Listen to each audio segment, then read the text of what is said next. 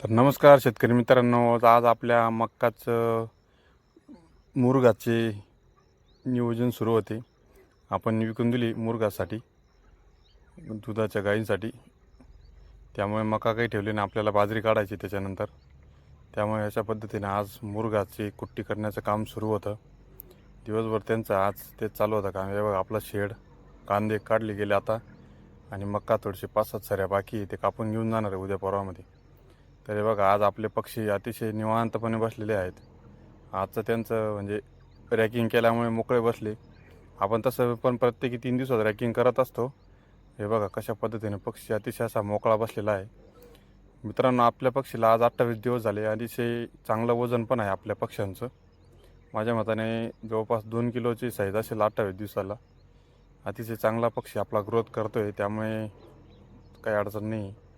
तर हे बघा आपला आजचा हा टॉपचा व्ह्यू, आपलं शेती.